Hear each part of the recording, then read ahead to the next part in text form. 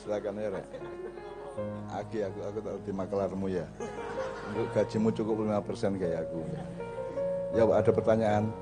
Selama ini masyarakat merasa terganggu apa tidak dengan pabrik ini? Betul. Tidak, Pak. Jadi halalan thayyibah. Jadi insyaallah jadi ewang ngono rek ya. Apapun jadi ini sampean diusul-usul apa karena perusahaan itu berdiri di tengah masyarakat sehingga nomor satu yang dipikirkan oleh setiap perusahaan yang berdiri itu bukan badine tapi masyarakatnya. Itu selalu saya tekankan kepada semua pengusaha terutama yang di Kalimantan. Misalnya menggali batu bara, menggali apa gitu ya. Itu tak sampean pelajari sik masyarakat ya apa, sampean newangi sik masyarakat kait nggih pabrik. Utawa bersamaan dengan pabrik itu sampean ada program-program untuk memberdayakan masyarakat dengan berbagai cara apa di wilayah transportasi, pertanian dan seterusnya gitu ya. Jadi alhamdulillah Pak Agus juga melakukan hal yang sama padahal belum pernah ketemu saya. Dan Pak Agus punya hati emas sebagai seorang pengusaha insyaallah gitu ya. Menjalani alamin. Sampean dongakno cek sampean juga nek sampean dongakno sampean kok kena pantulan donga sampean dhewe sok kuat ya. Sing dadi ojo medhit karo donga rek. Iya, pokoke ndongakno wong iku sampean dhewe oleh. Sampean dhewe kepantuk mendapatkan pantulan cara Jawane apa? Kesawapan dhewe kan gitu. Jadi nek kon apa? Kesababan ya. Nek kon duwe ati elek karo wong kon kesababan elek dhewe kan gitu. Jadi ayo awake dhewe urip gak gampang. Alhamdulillah bisa ono perusahaan dengan menampung tenaga kerja berapa Pak? Semua Pak. 2.000 lebih karyawan atau buruh atau pekerja di pabrik beliau ini gitu ya. Nanti kalau ada inisiatif apa-apa dari kegiatan sosial Arang Taruna atau apapun, matur kepada Pak Agus gitu ya. Dan saya siap ngewangi sebagai wong tuwek. Aku wong tuwek temenan. Nomor satu Pak Agus itu menekan pokoknya kabeh wong iku kudu nemokno segala sesuatu dalam hidupnya yang membuat dia bersyukur. Jadi pelajaran utama dalam setiap pendidikan di dunia ini adalah kepandaian bersyukur. Semakin awakmu pinter bersyukur, peka untuk bersyukur, sadar untuk bersyukur, semakin enak uripmu. Karena syukur itu lawannya kufur atau kafir adalah syukur. Jadi wong kafir itu waliannya adalah wong syakir. Nah awakmu mendidik diri dengan keluargamu dan teman-temanmu menjadi orang yang selalu bersyukur, maka rezekimu akan melimpah-limpah. Sing seneng bersyukur karena Allah jelas la in syakartum la azidannakum wa la in kafartum inna adzabi lasyadid. Nah sebagai orang Indonesia ini konco-konco wis aja arek mikir sing gede-gede, aja arek mikir pemilu. Wis nek pilbub ngono gak masalah wis. Karena maju tidaknya Indonesia itu ukurannya kabupaten. Nek ndandani sak Indonesia kan sing iso. Tapi nek kabupaten apik, kabupaten iki apik, kan insyaallah sak Indonesia iso katut apik. Tapi kalau Indonesia secara keseluruhan itu gak salah kedaden. Indonesia itu seharusnya adalah super power di dunia. Tidak ada TKI, TKW Indonesia ke luar negeri. Mestinya dari luar negeri banyak pelamar-pelamar TKI, TKW yang masuk Indonesia seharusnya. Karena kita punya alam paling subur. Apa lagunya ya? Bukan lautan, hanya kolam. Ya, apal ya? Kon kok ana kolam susu seneng arek. Buanter pas kolam susu. Yes. Apal susune tok. Kon dhewe nudu-nudu kancamu, kon dhewe. Jadi sekalian asli ya, saya itu mengembara sampai ndukur-ndukur sampai nuwisor-nuwisor sampai gogoh yuyu lah gampangannya. Sampai tak delok iku kabeh keadaan di dunia karo di Indonesia. Indonesia itu seharusnya super power. Tahun 1957 kita itu menghutangi uang sangat banyak kepada John F. Kennedy, presidennya beliau dulu, dan Mao Zedong pada tahun 1957 dengan perjanjian yang disebut Yunan Agreement. Dan kita punya harta benda luar biasa banyak, tetapi kita salah bikin bentuk negara, kita salah bikin pengelolaannya, kita salah khilafahnya gitu ya. Akhirnya salah kedaden sampai saiki. Akhirnya banyak hal yang merupakan rezeki Allah menjadi malapetaka bagi kita gitu ya.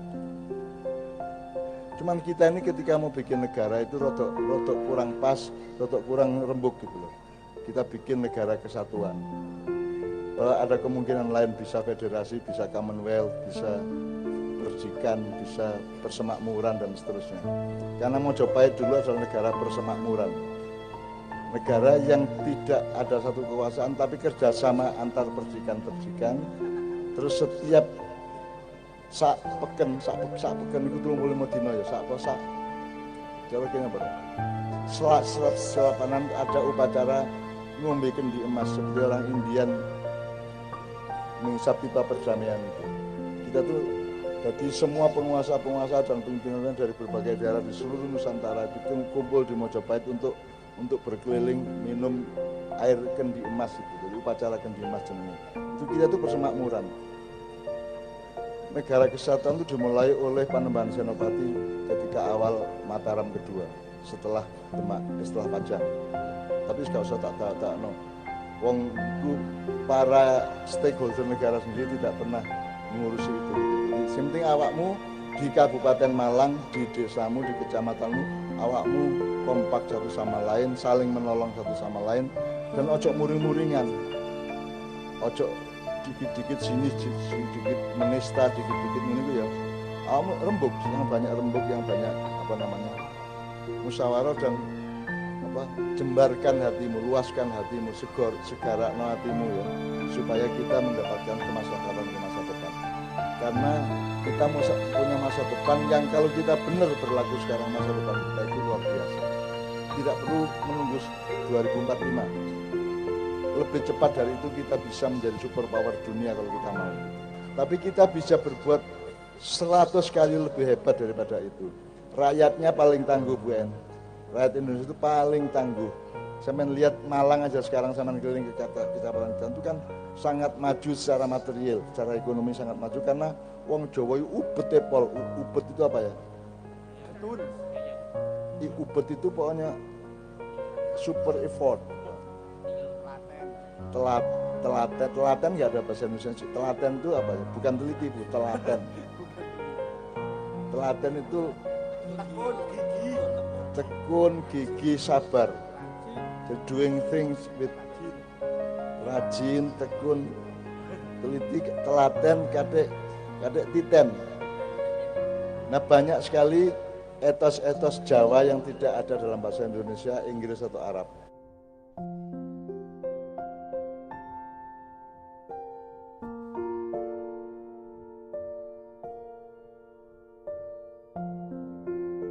Nah, Sobat Shopee, kalian nggak perlu khawatir lagi mau belanja online namun nggak punya rekening bank atau kartu kredit, pakai aja. Nah itu, saya mengenali etos-etos Jawa itu saya gali semuanya ya. Borobudur itu ngerti ya? Borobudur itu di tengahnya Pulau Jawa. Itu didirikan pada abad 8 sampai 10 Masehi. Ya.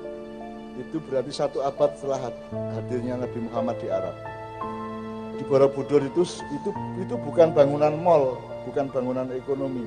Borobudur itu bangunan kebrahmanaan, bangunan religius, bangunan rohania. Di atas Borobudur itu ada antena yang namanya catra. Kalau Anda belajar fisika, dulu orang yang datang ke Borobudur itu mubeng nengen ini kira arah jarum jam. Kalau ada kumparan berputar ke kanan, itu berarti Anda menyerap energi dari langit dan alam semesta. Anda mengambil energi. Kalau di Mekah itu Anda putar ke kiri, Anda mengembalikan rezeki itu kepada Tuhan Yang Maha Esa. Jadi hidup adalah Borobudur menuju Mekah, Borobudur menuju Ka'bah. Nah, catra itu betul-betul ada. Kalau pembangunan Indonesia berpedoman kepada Borobudur dan Ka'bah, kita akan punya metode yang berbeda, kita akan lebih memakmurkan rakyatnya. Dan rakyat Indonesia itu berdemokrasi tidak dengan ilmu tapi dengan rasa gitu ya. Gak diapa-apaan demokrasi dewi. Kecuali arek saiki sebab kurang ajar gitu. Tapi kita itu memiliki kemampuan-kemampuan yang sebelum agama Islam datang kita sudah tahu itu semua. Misalnya Awakmu tahu krungu kualat. Kualat itu ada penjelasannya dari Islam. Munduh waing pakarti, betul kan? Becik ketitik Allah. Itu kita sudah punya sebelum Islam datang. Dan semua itu ada dalam Al-Quran. Tanpa orang Jawa membaca Al-Quran, orang Jawa dengan peradabannya sendiri sudah mengetahui bahwa hidup itu kayak gitu. Dan itu sangat banyak yang lain. Jadi awakmu bangga jadi wong Jawa dan ojo kelangan Jawamu. Meskipun Anda Indonesia itu hanya kesepakatan politik teritorial, tapi Indonesia itu bukan kebudayaan, karena kebudayaanmu Jawa. Yang gitu. Jadi kamu jangan jadi babunya Indonesia, jangan jadi budaknya Barat, jangan jadi budaknya Arab. Anda lebih tua daripada bangsa Arab, bangsa Eropa, termasuk Viking, termasuk Yunani. Anda lebih tua. Anda tuh lebih berpengalaman mengolah hidup daripada semua penduduk di dunia. Cuman orang Indonesia kan sekarang begitu kuliah, begitu jadi orang pintar, terus mentertawakan sendiri situasi-situasi bangsanya. Kalau dikasih tahu gitu kok diguyu, gitu kan. Bahkan saya itu menyelidiki sampai ke langit, sampai ke surga neraka. Misalnya kontak Kandania, kenapa Adam turun ke bumi? Nah, seru ada. Karena mau beol. Aku taruhanku aku diuring-uring karo ulama-ulama lho. Ya apa cak nunu ngomongku Nabi Adam mudhun nang bumi karena loh. Sekarang Anda kan cuma ingin masuk surga. Kira-kira keadaan surga sama bumi sama enggak? Beda. Di sana ada bau busuk enggak? Ada. Ada orang beol enggak? Ada orang kencing enggak? Di sana enggak ada residu. Di surga itu seluruh tanaman itu mengalami recycling totally. Jadi dia mendaur ulang secara total sehingga semua tetap menjadi nutrisi dan gizi. Kalau bumi, begitu kamu makan kan ada sisanya, ada residunya, ada sampahnya. Di surga tidak ada sampah karena jumbleng. Di surga tidak ada WC umum. Lah nek kon iku sembayang bendino sampai bundas bathukmu mlebu swarga ndek kono padha ae ana jumbleng sambre gawe apa kon. Maka secara rasional memang tidak ada. Surga pasti indah, surga pasti harum, surga pasti enak untuk semua penghuninya kan gitu. Maka ketika Nabi Adam makan buah khuldi, tanpa dia buah khuldi itu adalah tanaman asli bumi yang disimpan untuk percontohan di salah satu museum di surga. Maka ketika habis makan itu Adam kudu nising, dia mau beol, dia mau buang air besar. Sehingga ada gandul-gandul di perutnya, terus bilang sama Tuhan, ya Allah kok saya gandul perut saya ini ada apa? Terus Allah bilang, menunggu kudu ngising dam jenenge. Gitu kan. Ya. Tapi kan gak oleh ngising di swarga, kan kudu mudhun nang bumi kono, iku nggone ngising bumi. Akhirnya Nabi Adam sama Bu Hawa diantarkan malaikat Israel turun ke bumi dalam keadaan kebelet. Jadi begitu turun itu langsung delodok ngono iku. Ojo muring-muring. Yang Anda lihat adalah simulasinya rasional enggak? Gitu. Nah, kemudian ada banyak paket-paket berikutnya yang saya selidiki itu ya, dengan cara saya sendiri. Tapi pokoknya intinya Anda itu turunan Nabi Adam. Karena sebelum Nabi Adam sudah ada manusia purba, betul enggak? Sudah ada manusia gua, sudah ada manusia nomaden dan seterusnya. Nabi Adam itu kan baru sekitar 12.000 tahun yang lalu. Sementara para penghuni langit di sana itu kayak iblis itu hidupnya sudah dia ibadah kepada Allah setelah dia berperan sebagai malaikat karena dia aslinya jin. Itu 850.000 tahun iblis itu. Maka dia ketika disuruh Allah wa idz qala lil malaikati isjudu li adama fasajadu illa iblis tidak mau sujud kepada Adam karena dia pikir yang dibilang oleh Allah tadi adalah manusia banujan atau manusia purba di bumi yang dia sudah bergaul selama 1000 tahun di sini. Iblis menolak sujud, maka dia dikutuk jadi iblis. Aslinya dia adalah kazinul jannah, dia al-khosy, dia al-roki, dia al-sajid, dia al-zahid, dia adalah makhluk yang paling mulia di antara para malaikat. Tapi dia lalai, dia pikir itu bukan, dia pikir itu banu jannah. Padahal Adam adalah manusia yang sudah di-upgrade oleh Allah. Banu jannah yang sudah di-upgrade dengan akal pikiran dan hati nurani. Bener ya, iki contoh ae. Dadi kon awakmu iku dadi wong Jawa iku sing bersyukur. Bersyukur. Wakeh nek aku cerita wakeh pokoknya malam hari ini Pak Agus menyarankan pokoknya nomor 1 wong urip iku nomor 1 pinter bersyukur, nomor 1 iku rek. Bayangno kon duwe anak meneh-meneh. Duwe anak. Anakmu cenger lahir lak nangis e. Bayangno anakmu guyu. Lahir wah. Bingung, Mbak. Gendeng bapaknya ya. Nangis, mari dikai susu karo ibu terus nyusu to anakmu. Aku takon sing muruki bayi nyusu iku sapa? Bapake. Gusti Allah, Bang, Gusti Allah. Lah iya. Mosok bapake ngene lho nak. Betul enggak? Jadi begitu tidak terhitung hal-hal yang harus kita syukuri, ngono ya. Ya. Oke. Jadi saiki alhamdulillahirabbil malam ini kita bersyukur tadi termasuk adanya pabriknya Pak Agus ini tolong kerjasama sampean semua ya. Pokoknya ono apa-apa tentu saja biasanya tetap ada masalah 1-2 ya. Tolong dirembuk, sowan baik-baik, rembuk baik-baik, perwakilan sejumlah orang pemuda misalnya rembuk sama Pak Agus tidak curang insya Allah. Pak Agus itu kepingin dandan. Pak Agus itu pingin mamayu hayuning bawono karena beliau adalah orang yang juga sangat bersyukur ya.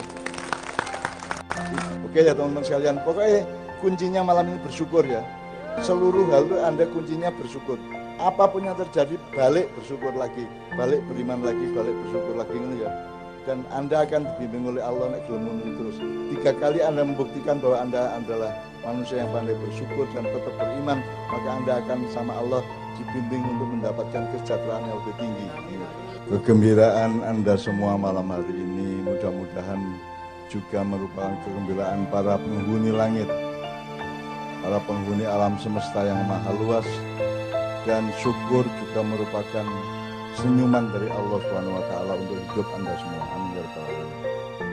Saiki tak buka pertanyaan dan ono, boleh ke saya, boleh ke Bu En, boleh ke Pak Agus, boleh ke siapapun saja. Nek ono 1 maju sih diatur sama Mas Imam. Atau ke kiri, ke sana. Nah, iso pertanyaannya yang relevan dengan acara kita malam hari ini. Ayo, Mas. Ya langsung, wis nikel. Tolong mikrofonnya Mas Islam, Mas Iman.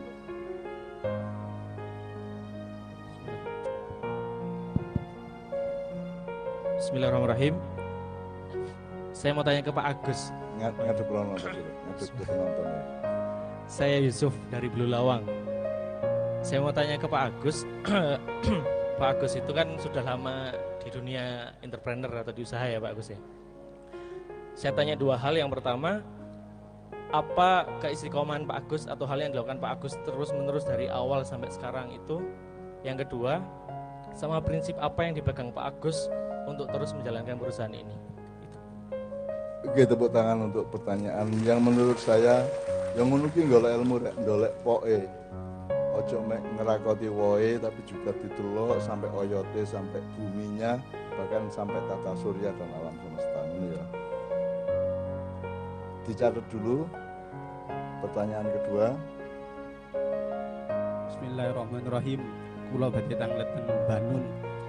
Sesuai yang diceritakan Banun bahwa Indonesia adalah superpower, yang saya tanyakan nopo kok panjenengan boten memberitahukan kepada pemerintah bahwa ini yang salah, ini yang benar.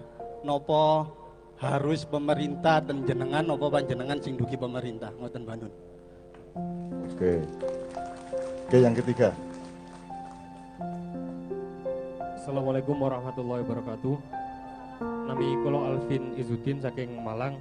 Wonten 2 pertanyaan. Yang pertama terkait kan biasanya sering kali Mbak Nun mengucapkan mendoakan kepada kita agar supaya besok kita ini 5 sampai 10 tahun ke depan agar bisa menjadi pemimpin bangsa.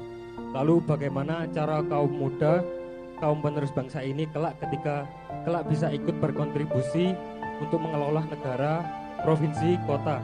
Sedangkan saat ini pemerintah baik daerah maupun pusat, setahu saya masih dominan diisi oleh anggota-anggota partai politik yang banyak kepentingan di belakangnya. Apakah mengelola negara, mengelola daerah, kita sebagai kaum muda, kaum penerus bangsa harus ikut terjun ke partai politik atau tidak? Pertanyaan yang kedua mengenai adanya Tuhan, tadi Mbak Nun mengatakan bahwasanya semua yang ada di sini adalah manifestasi dari adanya Tuhan. Kita melihat daun, kita melihat adanya Tuhan. Semua yang ada di bumi, ada di alam semesta ini berkaitan dengan adanya Tuhan. Lalu bagaimana dengan keburukan? Apakah keburukan itu bagian dari Tuhan? Terima kasih. Oke, pertanyaannya top ya. Tidak di semua komunitas Ma'iyah dan masyarakat ada pertanyaan yang semendasar itu. Tepuk tangan untuk ketiga-tiganya. Jangan meneh, monggo. Assalamualaikum warahmatullahi wabarakatuh. Perkenalkan, nama saya Am dari Jombang. Saya akan bertanya mengenai tema yang mengenai melestarikan budaya rokok kretek Indonesia. Yang pertama adalah saya jurusan olahraga dan kebanyakan teman-teman mahasiswa, terutama teman saya sendiri, walaupun jurusan olahraga tapi kebanyakan mereka itu merokok. Dan saya elaborasi dan saya kritisi, ternyata dari segi prakteknya itu luar biasa. Dalam artian mereka itu juga rokok aktif tapi olahraganya itu mumpuni. Seperti itu. Nah, jadi pertanyaannya adalah yang saya lihat di lapangan terkait teman-teman saya melakukan praktek olahraga, ternyata orang yang nggak pernah merokok sama yang merokok itu kebanyakan kualitas dari segi hasilnya, kebanyakan mungkin dari mereka adalah yang sering merokok tapi kualitas olahraganya juga bagus. Nah, ini pun hasilnya sangat luar biasa.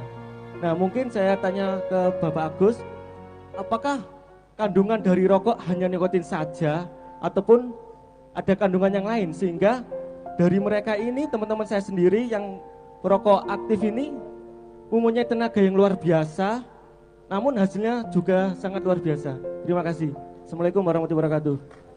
Iki ya langsung menonjok komunitas kita pada malam hari ini dan saya kira bagus ya. Harus kita cari jawabannya dan kita harus terus bersedia untuk meneliti dan mengamati segala sesuatu yang menyangkut rokok dan kesehatan manusia, karena rokok terkait dengan kesehatan biologis maupun psikologis kan gitu. Cukup ya Pak. Kisah persilakan pertama Pak Agus. Oke, Mas Sinten, Mas Yusuf. Ya, untuk yang pertama ya, bahwa kita ini utamanya saya itu tujuan di dalam berusaha ya, saya satu prinsip saya harus bisa sejahterakan anak buah saya. Yang pertama. Besti, ini kenapa hari keriting lemas macam kelapa mati nih? Kita kasih Cimor Yogurt. Glek, langsung mengembang semangatnya. Suka. Kalian makan salad buah tapi kurang berselera? Mau rasanya lebih nambah? Tambahin Cimori Yogurt. Nah, mantap kan Besti? Cimori Yogurt. Varian rasanya banyak sekali. Ingin aku mencoba semuanya.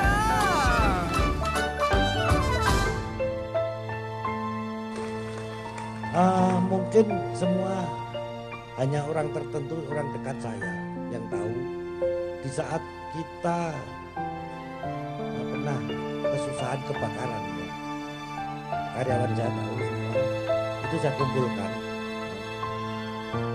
Pilihannya dua, lanjut kita dengan segala upaya kita mau bersama, atau kalian menunggu turunnya asuransi yang akan kita bagikan. Sepakat untuk lanjut. Puji Tuhan, alhamdulillah. Seminggu saya pontang-panting ngurus ke Polda, ngurus ke Solo, ke apa. Tuhan Allah memberikan luar biasa keajaiban. Kita bisa produksi lagi. Dan itu sangat hal yang di luar kemampuan saya, menurut saya. Di luar kemampuan saya. Hari ini pun kalau saya berpikir kok waktu itu kok bisa ya. Waktu itu kok bisa. Bayangin masa Polda di sana ya juga dikuyo-kuyo ke sana ke sini kan gitu. Terus kembali terus ini. Itu saya alami dengan sampai ke Solo ke ini sama mekanik saya Pak Yani, nggak tahu hadir nggak di sini. Ya, itu hujannya berat lah, nggak perlu ini. Tapi inti kalau saya ingin kalau Mas ingin berusaha, pikiran Mas sejahterakan karyawan Anda. Insya Allah Anda akan sejahtera. Ya. Yang kedua tadi apa Mas? Hal yang dilakukan Pak Agus secara kontinu atau istiqomah. Oh, ya kembali kepada kalau kontinuitas itu kembali ke kemauan kita, dasar kita tadi. Ya. Saya sampaikan ke Mbak Nun, sifat dasar kita itu kadang lupa untuk bersyukur dulu. Saya selalu ingin sampaikan kita tuh harus bersyukur dulu. Apapun keadaannya hari ini, ujian berat, harus bersyukur dulu. Itu adalah sesuatu yang mungkin Tuhan berikan kepada kita untuk yang lebih ya. Seperti acara ini ya. Mungkin nanti ada acara-acara lanjutannya. Itu konsistensi dari diri kita sendiri. Awal dari contoh Mas mengelola waktu aja bisa nggak? Waktu nggak bayar loh Mas. Yang bisa ngelola sampean dewe kan. Sampean janjian wae wong jam berapa? Ya, itu kan yang mengelola Anda sendiri. Kalau Anda seorang bosnya mau telat mau apa, orangnya nunggu. Tapi alangkah baiknya kalau Anda tidak terlambat, lakukan itu. Sekian, terima kasih. Jadi saya meneruskan dari Pak Agus dulu ya. Bersyukur itu kan ada habitatnya atau ada algoritmanya. Jadi kan duwe akeh iki guru mesti rezeki. Ya. Kon duwe penggawean itu juga ujian, juga syukur, juga cobaan dan seterusnya. Bahkan bisa malapetaka. Oleh karena hidup itu harus terus-menerus aktif untuk ndunungke atau untuk mencari kebenaran dari yang Anda lakukan dan Anda peroleh. Anda tahu Pak Agus ini bukan seorang Muslim, dan saya kan tidak pernah peduli pada formalitas itu. Saya oke. Aku diundang setan tak tekani oleh. Karena saya tahu saya tidak akan bisa diapa-apain oleh setan. Saya yang bisa membuat setan kecewa. Saya tidak bisa dibikin oleh setan untuk kecewa mergo aku diapa-apakno gak iso, aku ngono iku gitu. Istiqomah ngono iku. Terus kadang-kadang kita itu gini deh, waktu misalnya ya, waktu itu kan rezeki yang luar biasa yang tidak bisa diciptakan sendiri oleh manusia. Jadi barang siapa males itu nek aku ngarani dosa itu, kon keset itu dosa rek. Nah, Anda diberi waktu, diberi badan, diberi perangkat, diberi semuanya untuk bekerja keras. Dan Allah mengatakan wa may yarju liqa rabbi falyamal amalan sholihan. Barang siapa tidak ada syarat Kristen ta Buddha ta komunis ta apapun. Pokoke sapa ae sing kepengin pedukan karo Gusti Allah. Pedukan itu bentuknya gak karo, pokoknya pedukan kan enak atau tepat tepatnya. Mayyar juliko Arab barang siapa mendambakan pertemuan dengan Allah. Meskipun kita tidak bisa membreakdown pertemuan dengan Allah itu ya apa bentuknya, fisik apa tidak, biologis apa tidak, kita tidak tahu. Pokoknya peduk Gusti Allah itu kan satu pengalaman yang paling inti, yang paling tinggi, yang paling luar biasa. Allah mengatakan barang siapa ingin bertemu denganku, dengan Allah, maka beramal solehlah. Fal ya'mal amalan solehan. Amal soleh itu apa? Amal soleh itu ya sembahyang ya amal soleh, poso ya amal soleh, tapi amal soleh jauh lebih luas dari itu. Jadi amal soleh itu menurut saya adalah segala sesuatu yang kamu lakukan untuk memperbaiki keadaan. Kalau sudah baik, dibikin lebih baik lagi. Kalau belum baik, dibikin baik. Jadi soleh itu sesuatu dandani. Nggak ono barang bocor ditambal, nggak ono barang kurang subur disupurno. Pokoknya amal soleh adalah segala kegiatan manusia yang memperbaiki keadaan hidupnya. Kehidupan, memperbaiki keadaan kehidupan. Tidak hanya dirimu, tapi seluruhnya. Makanya saya pernah nulis sekitar 30 tahun yang lalu di Kompas, Pak.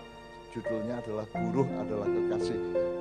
Buruh adalah kekasih. Jadi pemilik perusahaan dan direktur perusahaan ini menganggap semua karyawannya adalah kekasihnya. Dan kekasih selalu adalah pihak yang nomor satu yang ingin kita sejahterakan.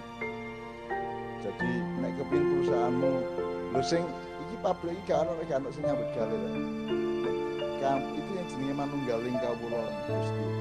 Itu tidak masalah kebatinan. Jadi manunggaling kawula Gusti gini. Menyatunya Allah dan kawula atau karyawan atau buruh atau rakyat di dalam hatinya Pak Agus. Di dalam hati Pak Agus itu Allah itu udah disiji karo karyawan. Nek Pak Agus menyalahi Allah, karyawannya semua. Nek karyawannya dilarani karo Pak Agus, Allah sing muri-muri. Jadi barang siapa mempersatukan, kalau Anda presiden maka Tuhan dan rakyatmu adalah nyawiji atau tauhid atau menjadi satu. Dia mendapat sebab akibat terus menerus. Kalau engkau baik sama rakyatmu, Allah senang dan memberkaimu. Tapi kalau kau menyakiti rakyatmu, Allah yang akan marah. Dan kalau kamu menyalahi Allah, rakyat ikut sengsara. Jadi itu yang namanya manunggaling kawula Gusti. Itu syukur itu kok pelajari rek. Dipelajari syukur itu gampang-gampang angel gampang. Nah kita kan tidak ada pelajaran bersyukur di sekolahan, masih di madrasah, di aliyah, di UIN, di pesantren pelajaran bersyukur gak ono toh, kurikulum bersyukur gak ono. Padahal itu yang nomor satu bagi manusia. Bersyukur sih. Wong kono gak duwe apa-apa, cek duwe apa-apa kok. Gak duwe apa-apa iku cek jangkep duwe driji. Saiki drijimu 5. Gusti Allah kon sembayang ping 5. Terus awakmu ping 4. Ya wis gak apa-apa ping 4 ae tapi drijimu tak cukup situ ya apa kon. Jadi kita itu dalam keadaan miskin, tidak punya rumah, tidak punya uang, tidak punya apapun, itu tetap punya sangat banyak hal yang membuat kita hidup. Dan bangsa Indonesia menurut saya adalah bangsa yang sebenarnya Pak secara random itu bangsa yang paling banyak bersyukur. Mulanya Indonesia tidak pernah bisa membuat rakyatnya krisis. Nek krisis ekonomi nasional berkali-kali ya, tapi rakyatnya krisis enggak. Masih krisis nasional tapi mall ya buk. Pasar ya buk gitu. Arek-arek yang guyang-guyu terus. Gak duwe duit wani duwe anak meneh. Gitu kan. Jadi rakyat Indonesia menurut saya cukup ideal. Mulanya tak jaluk konco-konco sing karyawan perusahaan sini maupun masyarakat sekitar itu selalu memakai rasa syukur sebagai landasan utama dari menjalani kehidupan. Bersyukur itu keteke gampang tapi angel, keteke angel tapi gampang. Wong kon saiki turu gak tau jam piro to. Kon anggitmu iso turu ta, kon iku mek diturokno karo Gusti Allah. Anggitmu kon iso tangi, gak iso kon gak iso kon ditangekno karo Gusti Allah. Meskipun Allah mungkin ngongkon malaikat, ngongkon sapa. Tapi kan Anda hakikatnya tidak pernah bisa tidur. Ono sing tanya aku mah bengi turu jam 11 menit ke 32 detik ke 40. Lah gak harus kan. Kapan jarak antara tangi nang turu itu lah gak harus kan.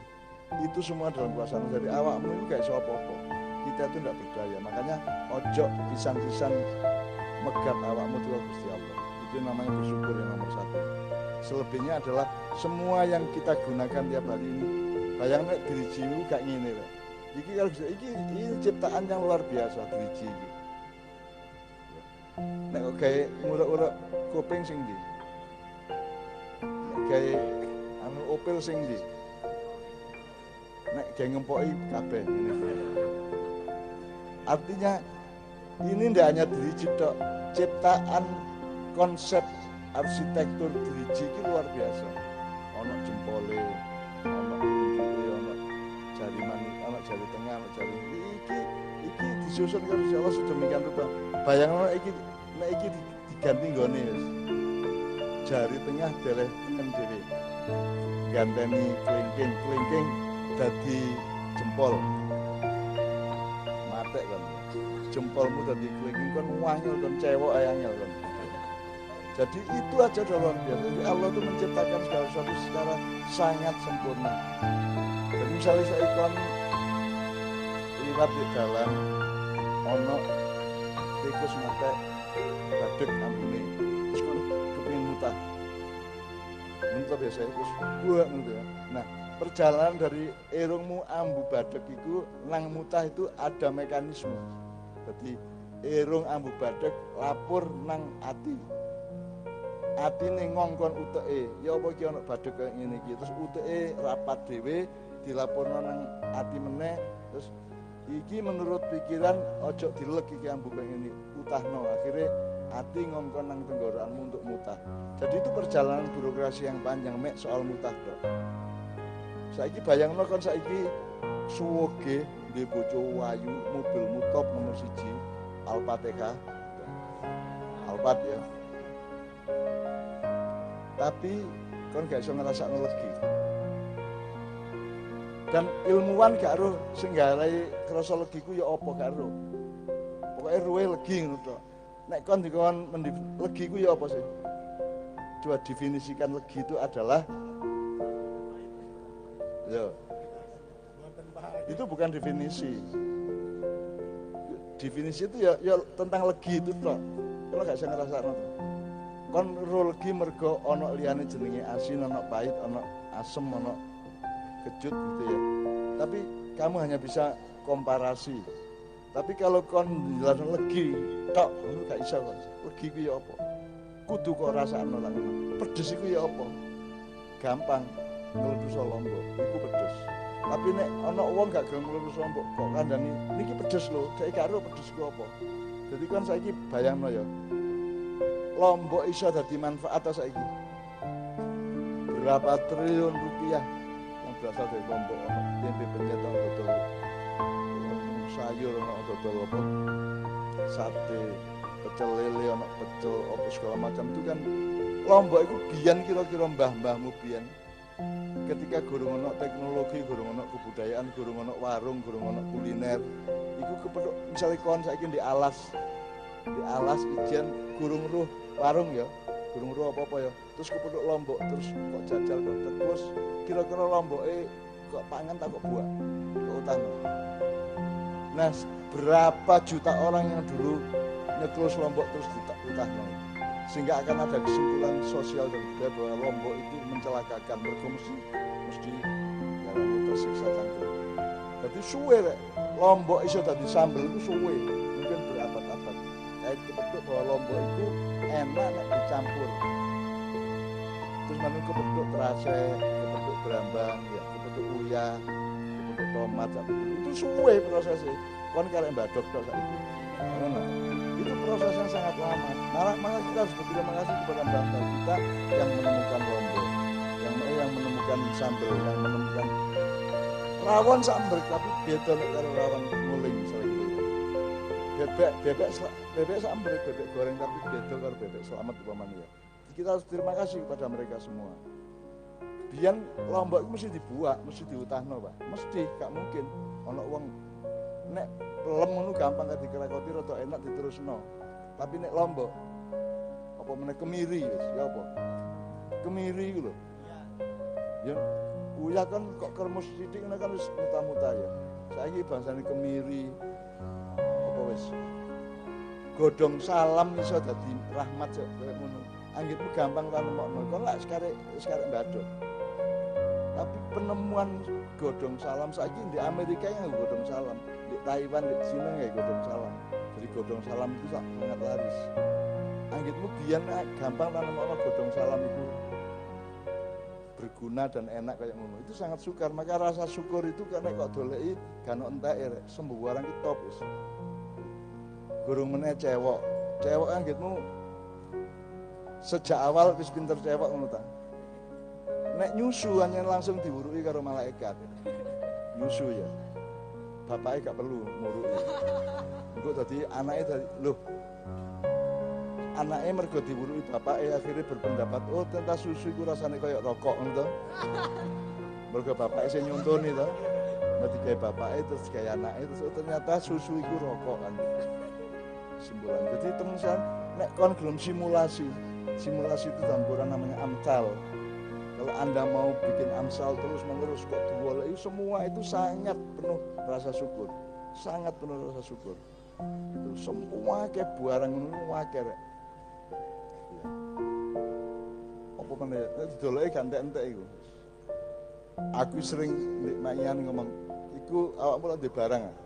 Sing lanang ya. Sing wedok duwe bolongan. Sing lanang duwe baboy bedhug. Iku nek Gusti Allah ngejarno dawane gak dilereni ya apa? 2 meter jasa diubut-ubut di awak. Kita ndek kene. Lagi nek sampai 100 meter. Kon kate pengajian ya apa carane? Wis kok ubut-ubut wis lowongmu awakmu, jek ana sing 5 meter sing kok seret. Terus di tengah dalan, waduh! Ternyata kepingin disedokan. Seneng kan? Itu aja kita bersyukur. Bayang jadi bersyukur itu tidak hanya yang iya, yang tidak juga bersyukur. Gak didawakno, gak dijarno. Saiki rambutmu dawa terus ya. Tapi alismu lak gak. Tapi nek kon alismu gak cukuren lak cukur. Tapi setengah sentim leren deh. Ya gak. Ya apa carane rambut kok terus gak leren-leren nek alis kok leren. Iku anggitmu gak ajaib ta. Ajaib itu semua algoritmanya Allah. Itu programmernya itu Allah Subhanahu wa taala langsung gitu loh. Jadi begitu banyak yang kita bersyukur, maka bikin apa saja nomor 1 rasa syukur. Bikin perusahaan apa ya? Ulo meneh Pak. Kok akeh ulone arek-arek ucul ya, Bang. Oke, berikutnya saya menjawab pertanyaan yang saya apa Gus? Indonesia Superpower. Kenapa Anda tidak memberitahu kepada pemerintah tentang aku iki sapa ngandani? Wong aku ngomong titik ngene dibuli aku di medsos. Gak kira tak kandani. Nek takon tak kandani, nek takon gak tak kandani. Mate dhewe. Hancur dhewe. Gak tak kandani. Yang terakhir saya bikin drama yang namanya judulnya Wali Rojo. Sebab saya kira judulnya Raja Wali loh. Raja Wali sing gagah perkasa kayak Garuda iku petik jupoi ya toh, dikerakoti ya. Tapi yang kita cari wali raja, orang yang punya kewalian dari Allah, punya karomah dari Allah, tapi dadi rojo. Dia sudah punya bekal kewalian. Nek rojo tok duduk wali entek kan kok. Kayak Pak Harto biyen, kayak Bung Karno biyen dia. Kita yang kita butuhkan tahun 2024 sebenarnya adalah wali raja. Dan wis ono wali rojo iku wis ono, cuman rakyat gak gelem golek. Sing digolek iki serangan fajar. Ngono. Ya tak gak. Sing didelok iku sogokane piro. Terus ditakoni, bagaimana anak muda sekarang kalau ikut aktif di partai politik kira-kira gimana? Aku takon. Wis sing misalnya dengan adanya parpol ini rakyat lebih pandai berpolitik apa lebih bodoh berpolitik? Kon wis ngomong lho ya. Dengan parpol ini negara menjadi lebih maju atau ketelingsut, preset-preset, nyungsep gitu dan seterusnya ya. Artinya parpol itu sesungguhnya sesuatu yang produktif atau kontraproduktif. Awak mulu sih ngomong. Aku nek dibully kok, aku arek Malang kok sing ngomong. Biasa cangkeme Aremania ngono aku. Kan kontraproduktif kok. Tapi apakah produktif kalau anak-anak muda di Makyah ini masuk parpol? Aku gak masalah anggar kon istiqomah dengan Makyahmu, dengan akal sehatmu, dengan cinta Indonesiamu. Jadi aku gak tahu loh njaluk apa pun rakyat, tahu njaluk apa, gak tahu belas mencalonkan diri yo gak tahu. Aku nawa gak tahu, ngandani yo gak wani. Wong diguyu dhewe engko diguyu rek. Kita itu kan mentertawakan mbah-mbah kita sendiri toh. Bisa tak kandhani dulu Borobudur ngene-ngene diguyu. Brontoyuda iku biyen gak ndek India rek. Saiki nang India. Takon ana Gatotkaca ora tak gak. Tapi nek wong Indonesia kabeh ro karo kanca, kabeh ro Bima ya ta gak. Kan nek ro kabeh Yudhistira ro, Dursasana ro. Jadi pelakon-pelakon di dalam Mahabharata maupun Ramayana itu sangat populer di Jawa. Dan India itu hanya mencatat sing nglakoni wong kene. Jadi semua pelaku-pelaku di Mahabharata dan Ramayana itu orang Pulau Jawa, di Jawa Timur dan Jawa Tengah dan sedikit Jawa Barat. Tapi nek tak kandhani ini dalam muring-muring kok. Loh. Saiki iki nek aku ngarani iki wis pasca Baratayuda. Saiki awakmu kudu duwe pikiran kaya Yudhistira dan Sri Kandi. Iki kok dulu ya. Nek Brontoyuda iku perang sapa musuh sapa? Pandhawa musuh. Aku saiki takon, di Indonesia iki Kurawane sing ndi? Meh kabeh. Pandhawane sing ndi? Gak ono jarene lho ya. Kon lho sing ngomong. Di Indonesia wis gak ono Pandhawa. Pandhawane ngene, wis dadi Kurawa kabeh, Kurawane ngaku Pandhawa ta ngaku Kurawa? Kurawa kabeh ngaku Pandhawa. Selalu hidupnya adalah pencitraan, gak duwe isin raine dalan-dalan ya ta gak. Nek kon wong Jawa isin ta gak. Wong saiki Nabi Muhammad gak oleh digambar kok. Kon gurung lapo-lapo wis nganggo jargon-jargon. Kok yo. Tapi sampai kemarin tuh di WA kan beredar ada puisinya Taufik Ismail, penyair 1906 ya. Jangan teriakkan merdeka, aku malu karena hutang kita masih terlalu banyak, masih beribu-ribu triliun dan anak-anak kita masih menjadi babu di luar negeri kan gitu kan. Nanti kalau babu-babu kita sudah pulang dan mandiri di Indonesia, kalau hutang kita sudah lunas, baru teriak merdeka. Betul? Ono DWA ini. Tapi tak bantah, lu gak apa-apa. Malu itu tidak harus, kata malu tidak ada di Pancasila. Jadi gak masalah, Bang. Kata malu itu tidak ada di UUD 45 agak. Di preambulnya tidak ada, di setiap konstitusi rasa malu gak apa-apa. Pengajar gak duwe izin ya.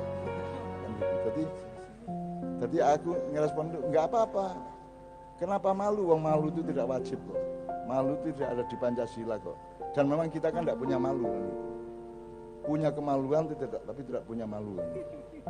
Jadi ngono kira-kira ya. Jadi kalau saya teman sekalian sejak awal saya tuh mikir Indonesia itu sejak sebelum Aji Soko tak hitung kabeh sampai iblis kemana sampai iblis Nabi Adam tak hitung kabeh.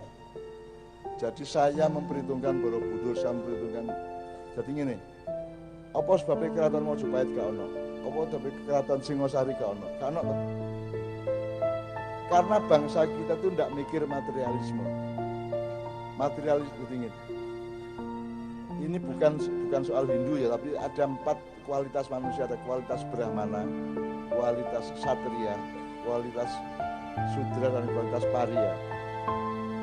Brahmana adalah bukan manusia yang tertinggi, adalah manusia yang menomorsatukan Tuhan, yang menomorsatukan Yang Maha Kuasa. Satria adalah orang di antara Sudra yang terpilih untuk memimpin pengelolaan di bumi, Satria. Sudra adalah orang yang golek badi tok. Sudra adalah orang sing urusan itu mek sing ketok moto. Kalau Borobudur namanya Rupa Datu, dia nggak ngerti Arupa Datu. Dia hanya ngurusin golek badi, nek dijak opo-opo aku oleh piro. Aku dadi opo. Lah ngono. Selalu pertanyaan utama di hatinya Sudra itu adalah aku oleh piro. Dan seterusnya. Dan kita sekarang bukan hanya Sudra, kita itu sudah Pariya. Wis ngemis, jaluk disogok ya tak. Angger ono pilkada ngenteni sogokan, itu Pariya gitu. Jadi teman sekalian, kita itu kan istimewa sebenarnya sebagai bangsa. Sangat istimewa. Allah mengistimewakan bangsa Indonesia. Saiki yang tersisa mek azan kok. Yang tersisa di Indonesia dan membuat Indonesia masih selamat ke suara azan. Masih suaranya azannya kayak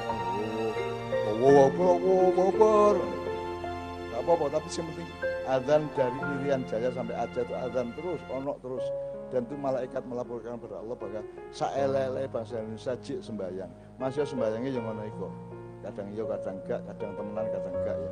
Tapi jek lumayan timbangane wong sak donya. Seluruh dunia ini mayoritasnya tidak menyembah Tuhan, tapi menyembah yang bukan Tuhan, betul enggak? Aku gak ngomong agama apa-apa ya. Tapi bukan Tuhan yang disembah, tapi orang yang dianggap Tuhan yang disembah, betul enggak? Itu mayoritas di dunia. Gak bisa selamat, Gus. Nah, Indonesia ini masih agak selamat dari krisis macam-macam itu karena kalian masih cik lumayan kok cik. Subuh ya cik roto akeh wonge ya. Jemuan ya be gitu. Masih sing khotbah muring-muring terus ngono iki. Wis gak masalah wis Bapak wis. Gitu gak. Khotbah iku muring-muring ngelok-ngelokno ae. Gitu. Mari ngono meneng-meneng Allahu Akbar. Sik ta Allahu Akbar itu kan dari mana? Dari mulut apa dari hati atau dari pikiran? Aku takon, nek ono pemandangan indah awakmu ngomong apa? Subhanallah. Mergo ono pemandangan indah. Jadi gak meneng-meneng subhanallah. Gak kaya ibu-ibu Jakarta saiki majelis taklim kepethuk bojoku Mbak Novia. Loh, Mbak Novia sekarang di mana? Saya di Jogja. Subhanallah loh. Di Jogja kok subhanallah ya apa karepe? Jadi nek Jakarta di kalimat itu hijrah jenenge. Pokoknya cek kata alim, cek kata didik subhanallah ngene terus. Dia wawancara di TV karo ngene. Kon gua wawancara ta wiritan kono, wawancara. Wiritan nek apal-apal ke biyen mosok nganggo ngene. Mbok wiritan di batin lek iso sih. Tapi wong saiki lho, sembahyang didik mesti aku kene loro. Gitu. Digosok-gosokno watu ngene. Aku sembahyang seprono seperti di pesantren kecil, aku kok gak ireng-ireng sing ngene. Bingung kok gak ireng-ireng aku. Kok cek ngene ae to. Sampai minder aku.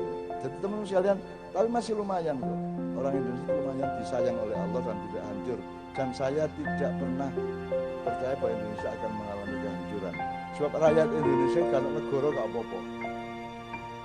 Nyambut-nyambut kayak diri, runding-runding diri, bersatu-bersatu diri. Maka sebenarnya kalau Anda orang Islam, pelajarilah piagam Madinah, pelajarilah kehidupan madaniyahnya Rasulullah. Saiki Aceh itu sak maju-maju ini kan cik serambi Mekah kan. Gurung ono serambi Madinah. Padahal Mekah itu kan urusan akidah, tauhid, Allahu Akbar, subhanallah. Ya. Tapi kalau Madinah itu kan urusan pertanian, dagang, kebudayaan, pergaulan sosial, silaturahmi. Upama Malang iki gelem dari seram di Madinah tak kei konsep lah. Carane dandani Malang cek moncer baldatun thayyibatun warabun ghafur tak kei kok. Jadi mereka itu bingung. Kadang-kadang dulu saya meneng-meneng karo Pak Harto. Dan semua politisi tidak ada yang senang karena seharusnya mereka yang melakukan tapi mereka tidak berani melakukan, aku yang melakukan, aku yang ngedokno Pak Harto, aku yang ngomong Pak Harto mudun. Aku yang nguruk ide gak di presiden gak paten. Aku gak memamerkan jasa atau apa itu. Jasa itu anjane kudu lakone ngono iku. Tapi gak mungkin Pak Harto mudun nek kata omongi. Kan kudu diolah atine rek, kudu ono tombo atine kan. Terus Pak Harto mengangkat saya sebagai guru spiritual. Misalnya aku gak tahu kondo sapa dan wong gak percaya karo aku gak masalah. Aku gak urip untuk kamu percaya, saya hidup untuk percaya kepada Allah. Betul ya? Jadi aku gak percaya, aku gak paten. Gak paten Pak Harto tak kon ngomong gak paten iso kok. Ngendi ana presiden 32 tahun gedene kaya ngono, kuasane kaya ngono, kuwate kaya ngono, gelem ngomong diuruki saya tidak jadi presiden, kata sahabat saya jadi presiden tidak paten ngono to. Lah ngomong ngono sih. Kon iso muruki presiden ngomong paten lho iso. Anggitmu gampang, Pak. Anggitmu gampang, Pak. Gak mungkin apa mana musuh Pak Harto. Tidak ada orang berlawan dengan Pak Harto nek gak ngene. Kabeh mesti ngene gitu. Aku ngene, aku sikilku ngene. Ngene di kursi tingkrang ngene iki. Lho kok iso Cak? Lho, lah gak sopan. Lho gak alon-alon. Ngomong biasa sik, sopan sik, tapi gak sampe ngene aku, sopan sik. Terus aku takon terus Pak Harto jawab, "Oh, nggih ta." Terus ngene aku. Nggih ta, apen-apen terus apen-apen. Loh, masa begitu Pak? Terus ngene aku. Gak kerasa dhek, gak kerasa nek aku ngono gak kerasa dhek. Terus aku kate pamit ndelok jam. Tet dhek. Rokok lagi. Ratu rokoke gudang garam kelopot. Ya, gitu ya. Jadi nek aku kate pamit, jadi aku kudu medaya nang Pak Harto di Cendana itu seharusnya setengah jam jatahnya semua. Saya 2,5 jam. Itu pun tak paksa aku mulai. Kon iso tak guyon karo Gus, aku guyon tok karo Gus Dur. Pokoknya saya bikin konsep bahwa kalau Megawati jadi orang Islam nggak siap, kalau Gus Dur, kalau Habibie yang jadi orang PDIP marah. Maka saya bikin konsep mulane sing dadi presiden meneh kudu begawan, kudu wong tuwek sing diterima Kiwa Tengen. Dan sing diwakili nek siji jenenge Gus Dur. Terus Gus Dur tak iguh, saya memaksa Golkar untuk memilih Gus Dur, saya memaksa P3 untuk memilih Gus Dur. Dengan 2 itu memilih Gus Dur, PDIP kalah. Waktu itu belum pemilihan langsung, waktu itu yang dimilih adalah MPR. Dan begitu aku selesai karo Akbar Tanjung, setengah tak paksa untuk milih Gus Dur dan Hamzah Has tak pilih, tak milih Gus Dur. Aku langsung marani Gus Dur, Gus sampean tadi presiden Gus Dur jam 5. Karena ini Gus Dur turu terus, ngono juga, nggih. Gitu. Tapi sampean itu mergo aku sing ngusahakno ya, sampean kudu taat karo aku. Taat apa? Loro, siji Aceh kudu beres. Oh gampang, macam-macam tak tabuk. Karo turu nih Mas. Nomor loro gak oleh hubungan karo Nyai Roro Kidul. Karena saya tahu semua penguasa di Indonesia itu masih ada urusan dengan Ratu Kidul. Ratu Kidul itu loro, anak Dewi Nawang Wulan tuh Kanjeng Ratu Kidul, terus adiknya jenenge Dewi Nawangsih. Iku Nyai Roro Kidul. Ini ya, aja keliru kan. Nek kebetul semua itu Nawangsih. Terus kowe karena sejak zaman Panembahan Senopati kabeh sing mimpin Indonesia urusan karo Nyai Roro Kidul mulai sampean gak oleh. Di keraton sendiri sudah saya potong, di keraton Jogja sudah saya potong. Saya menerbitkan Quran Keraton Jogja dengan saya yang pidato bahwa mulai terbitnya Quran Keraton Jogja ini tidak ada lagi hubungan dengan Nyai Roro Kidul. Dan semua raja-raja Nusantara ketemu termasuk Sultan Hamengkubuwono ke-10 waktu itu. Dan mereka tidak membantah kepada saya. Mergo aku iki ratune Ratu Roro Kidul. Ngono ae. Terus dadi pokoknya Gus sampean aja ate urusan karo Nyai Roro Kidul. Aku sing ngurusi. Gus Dur guyu. Gak masalah, cak wong aku wis tak SMS dhek. Gurung ono WA rek waktu rek, gurung ono WA, gurung ono internet ya. Jek ono SMS gurung ono apa? Waduh, gurung ono BlackBerry barang. SMS apa, Gus? Lho, aku ki wis SMS-nya gitu. Nyai sampean ku mulai saiki mbok jilbaban. Lho saiki wis jilbaban, Cak. Tak cek jilbaban. Ya nek kudu jilbaban. Iku gak ono menungso di dunya sejak Nabi Adam sampai kiamat mikir ngono iku gak ono. Iso mikir bahwa Nyai kudu dikon jilbaban mek Gus Dur tok. Iso-isone lho.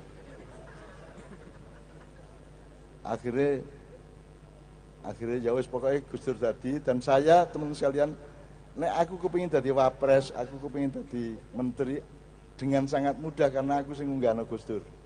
Tapi saya berjanji kepada Gus Dur, mari sore iki Gus, aku wis gak kepethuk sampean suwe lho.